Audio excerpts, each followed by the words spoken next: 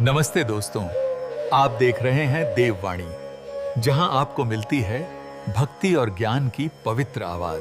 नमस्कार। आज बात करते हैं एक ऐसे सवाल की जो शायद हम सबके मन में कभी ना कभी तो जरूर आया होगा। एक बहुत ही गहरा और दिलचस्प सवाल, आखिर इस सृष्टि का, इस दुनिया का पहला देवता कौन है? चलिए इस रहस्य को समझने की कोशिश करते हैं। तो सवाल सीधा सा है, आखिर पहला कौन? क्या वो ब्रह्मा जी हैं जिन्होंने सब कुछ बनाया, या फिर भगवान विष्णु जो सबका पालन करते हैं, या फिर है महादेव शिव जो आदि भी हैं और अनंत भी?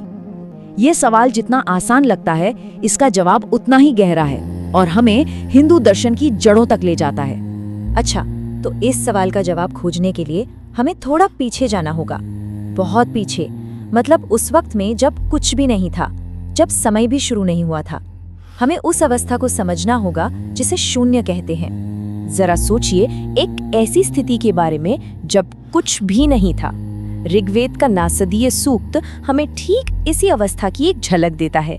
ये बताता है कि एक वक्त था जब न दिन था, न रात, न आकाश, न धरती, कुछ भी नहीं, सिर्फ एक परम शून्य।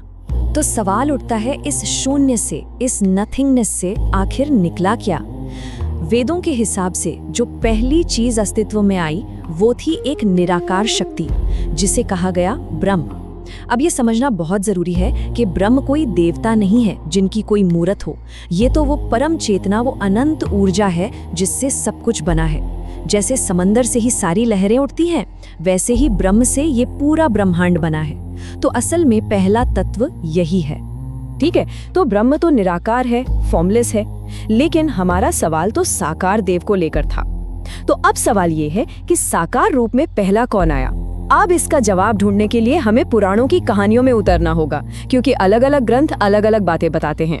चलिए सबसे पहले विष्णु पुराण को देखते हैं। इसके हिसाब से कहानी कुछ यूं शुरू होती है कि क्षीर सागर में भगवान विष्णु योग निद्रा में थे। फिर उनकी नाभि से एक कमल का फूल खिला और उस फूल के ऊपर ब्रह्मा जी प्रकट हुए।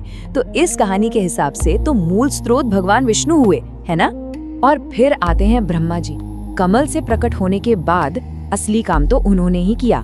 सोचिए, वेदों के ज्ञान का इस्तेमाल करके ये पूरा ब्रह्मांड, ये देवता, इंसान, जानवर, सब कुछ बनाने वाले तो वही थे। तो इस हिसाब से तो बहुत लोग उन्हें ही पहला देव मानेंगे, क्योंकि वही तो असल में क्रिएटर हैं, इस यूनिवर्स के आर्किटेक्ट। लेकिन कहानी में एक और एंगल है। शिव पुराण कुछ और ही कहता है। वो कहता है कि शिव तो आदि देव हैं, मतलब वो तो समय से भी पहले थे, टाइम से भी परे। वो तब भी थे जब कुछ नहीं था, और तब भी रहेंगे जब सब कुछ खत्म हो जाएगा। और इस बात को और मजबूत करती है एक बहुत ही प्रसिद्ध कहानी। हुआ यूं कि एक बार ब्रह्मा और विष्णु में बहस छिड़ गई कि दोनों में से कौन बड़ा है। तभी अचानक उनके बीच एक अंतहीन रोशनी का खंभा, एक ज्योतिर्लिंग प्रकट हो गया। दोनों ने उसका ओर छोर ढूंढने की बहुत कोशिश की, पर नाकाम रहे। तब उन्हें समझ आया कि ये अनंत प्रकाश तो खुद शिव हैं, जो हर सीमा से परे हैं।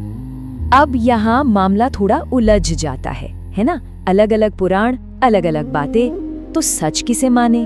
क्या ये ग्रंथ एक दूसरे को गलत साबित कर रहे हैं, या फिर इसके पीछे का मतलब कुछ और ही है? तो अब तक हमने क्या देखा? ब्रह्मा जी का दावा है कि वो क्रिएटर है, विष्णु जी का दावा है कि वो ब्रह्मा के भी स्रोत हैं, और शिव जी का दावा है कि वो तो हमेशा से थे, समय से भी परे। यही तो इस पूरे रहस्य की जड़ है। लेकिन क्या हो अगर ये कोई विवाद हो ही ना? क्या हो अगर ये सब एक गहरी फिलॉसफी का हिस्सा हो? यहीं पर एंट्री होती है त्रिमूर्ति के कॉन्सेप्ट की, जो इन सारी बातों को एक साथ जोड़ देता है। और यही सबसे जरूरी बात है, इसे ध्यान से समझिए। ब्रह्मा, विष्णु, महेश, ये तीन अलग अलग भगवान नहीं हैं जो आपस में मुकाबला कर रहे हों। नहीं, ये एक ही परम शक्ति के तीन अलग अलग चेहरे हैं, तीन अलग अलग काम हैं। इसको आप ऐसे समझ सकते हैं, ब्रह्मा है सृष्टि को बनाने वाली शक्ति, अ क्रिएटिव फोर्स। विष्णु है उसे चलाने वाली, संभालने वाली शक्ति, अ सस्टेनिंग फोर्स। और शिव है पुरानी चीजों को खत्म करके नई शुरुआत करने वाली शक्ति, अ डिस्ट्रक्टिव एंड रीजेनरेटिव फोर्स। ये एक साइकिल है जो हमेशा चलता रहता है। और इस पूरी सोच का जो सार है वो ऋग्वेद के एक श्लोक में छिपा है।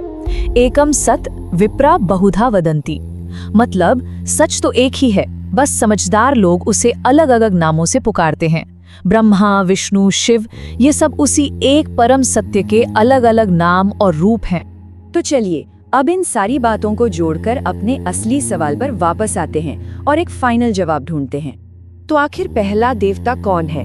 देखिए, इसका कोई सिंगल सीधा साधा जवाब नहीं है। ये तो देखने के नजरिए पर डिपेंड करता है।